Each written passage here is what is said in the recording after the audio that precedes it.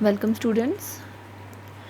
So far, we have read Vanity Lines of Christabel, poem written by S.T. Coleridge, and in today's lecture, we are going to continue our poem. So, let us begin.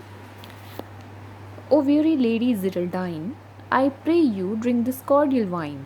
It is a wine of virtuous powers. My mother made it of white flowers. Now, when Ziraldine enters into the Christabel's room, she suddenly becomes miserable and she collapses on the floor. Now, Christabel offers Ziraldine a cordial wine. Cordial means some tonic, a kind of tonic or some a wine having some medicinal properties. Okay, and she tells her that this wine has some virtuous powers. Virtuous means health giving properties or some refreshing powers, and this wine is made by her mother using some wild flowers, and Christabel offers this to her to revive her from her miserable condition. And will your mother pity me, who am a maiden most forlorn? Now Geraldine asks Christabel if her mother will show pity on her who is most forlorn. Forlorn means who is most pitiable or who is most miserable. Okay. Christabel answered, woe is me. Now Christabel tells Geraldine, woe is me. Woe means sad or unhappy. That means she says that how sad I am or how unhappy I am. Why? Because she died the hour that I was born. Because uh, I, how sad I am because my mother died the hour I was born. That means she died just when Christabel was born.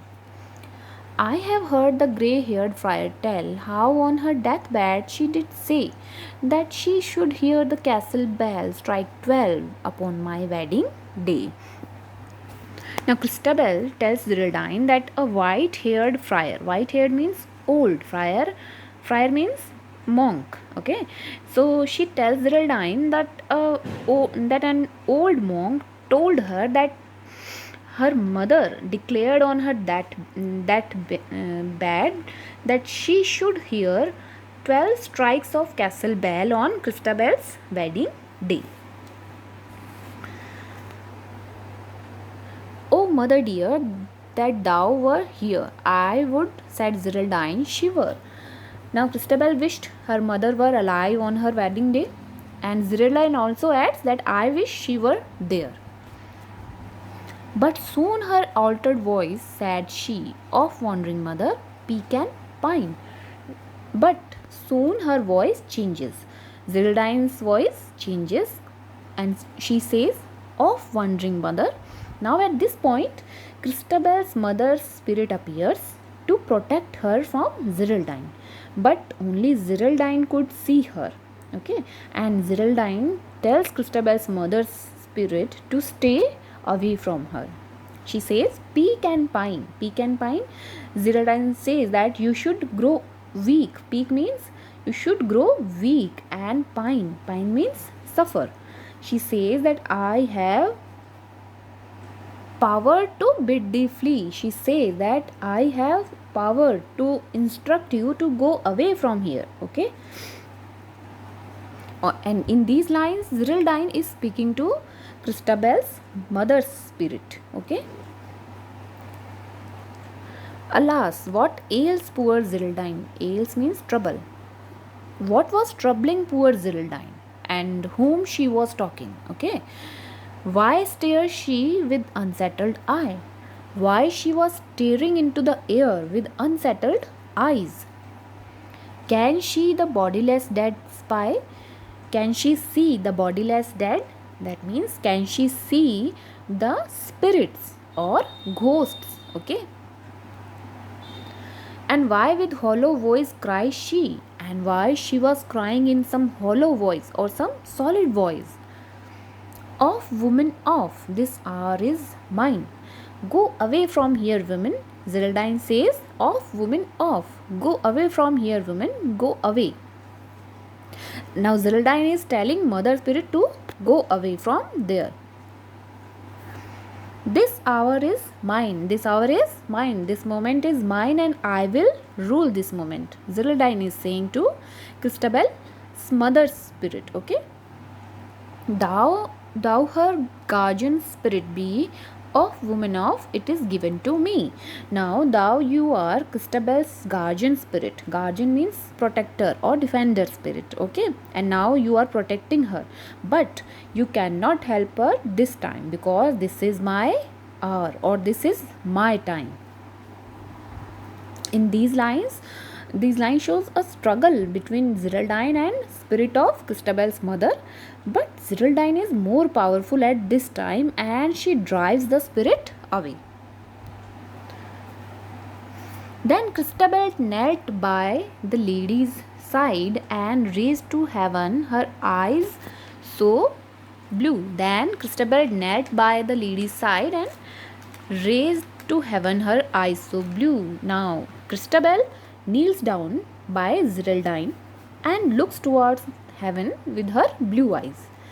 She tells Geraldine that, alas, said she, this ghastly ride, dear lady, it hath wildered you.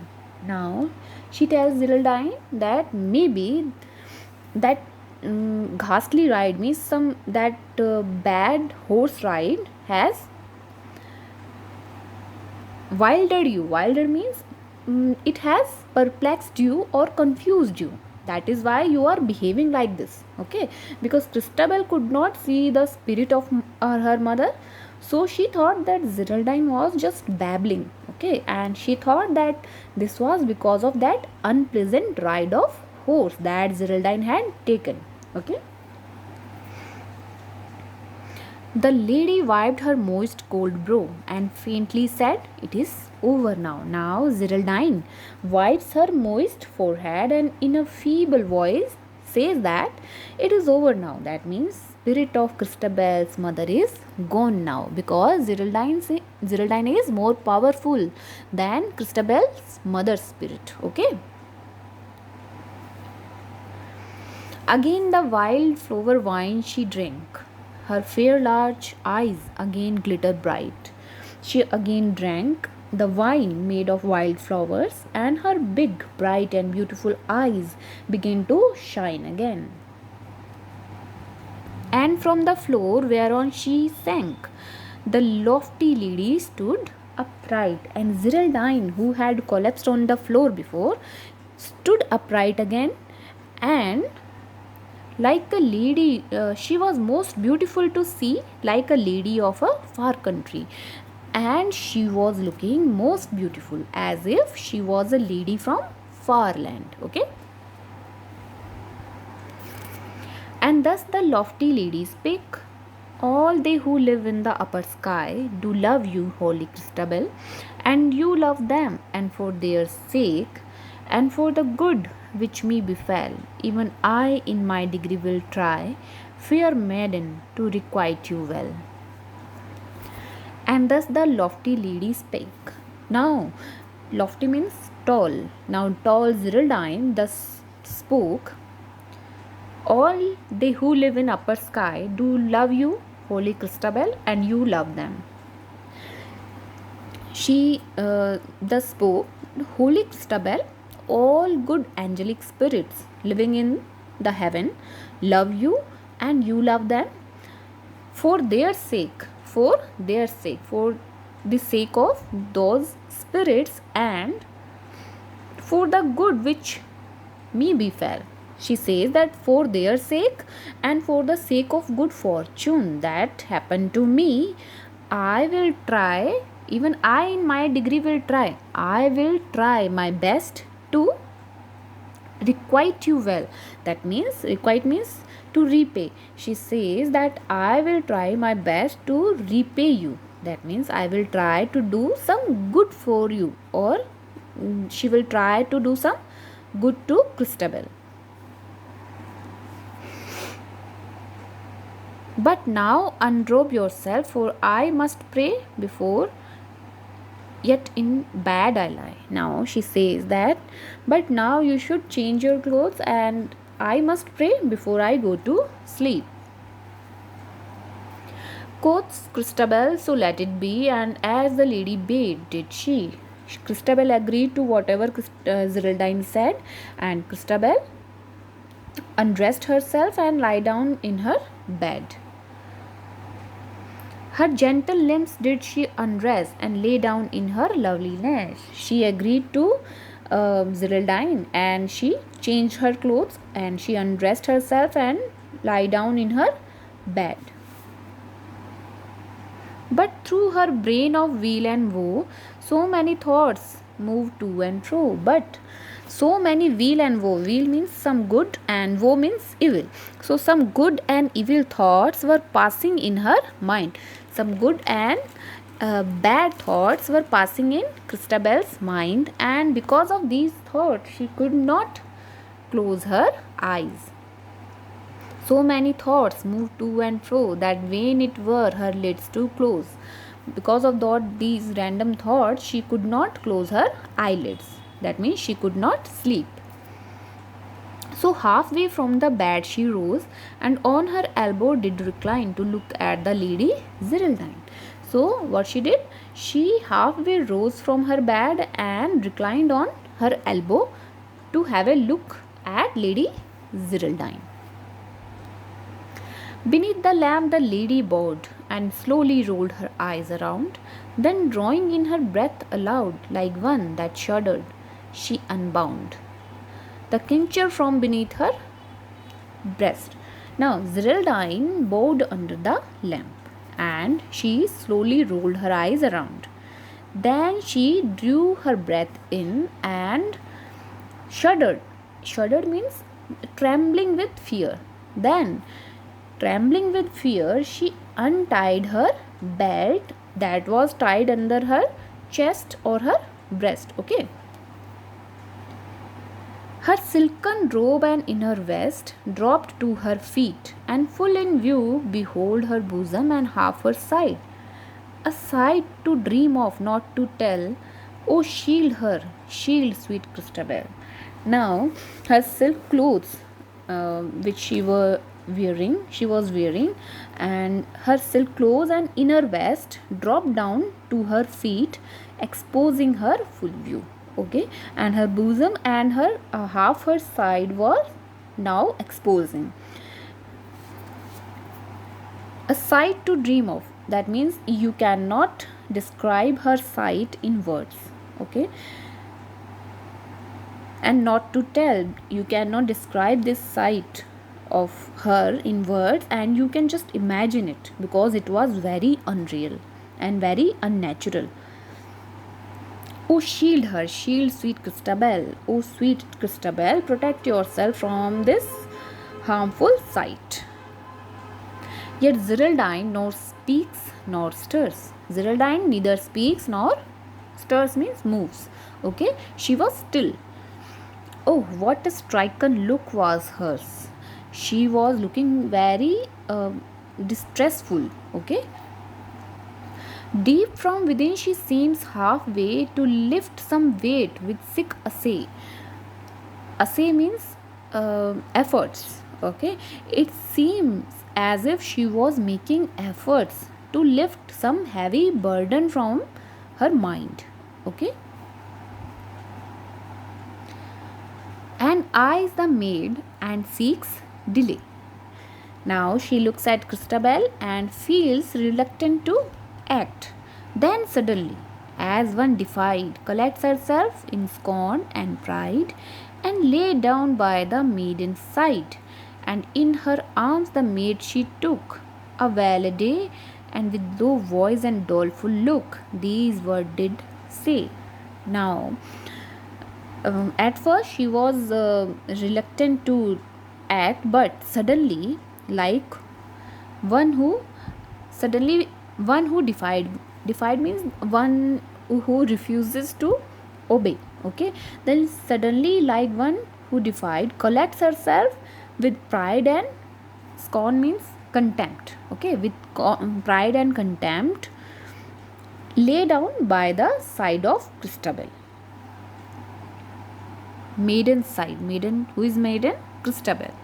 And in her arms the maid she took, and Geraldine takes Christabel in her arms. and with low voice and doleful look these words did say. She takes her in her arms and in a low voice and sad look, doleful means sad look, she speaks these words. In the touch of this bosom there works a spell, which is Lord of thy utterance, Christabel. She says that the touch of my bosom or my breast or chest is working a spell on you, and this spell will control your utterance. Utterance means speech. This spell will control your speech, Christabel. Thou knows tonight, will know tomorrow, this mark of my shame, this seal of my sorrow. She says that this mark of my shame and my sorrow will be known to you tonight and tomorrow. But vainly thou warest, but you war against it, your war against my spell will be futile. For this is alone in thy power to declare that in the dim forest thou heard a low moaning and found a bright lady surpassingly fair, and didst bring her home with thee in love and in charity, to shield her and shelter her from the damp air. So, this mark of my shame and my sorrow will be known to you tonight and tomorrow, but your war against it will be futile, because due to my spell you will be able to declare only that in the dark forest you heard a moaning sound, and that you found there a fair lady who was excessively fair, and you brought her home, and due to love and charity, and also to protect her from damp air. So, due to this spell of Geraldine, Christabel will not be able to reveal her true image to others, and because this spell of Geraldine will control her speech. That is all for today's lecture. We will continue this poem in our next video. Thank you.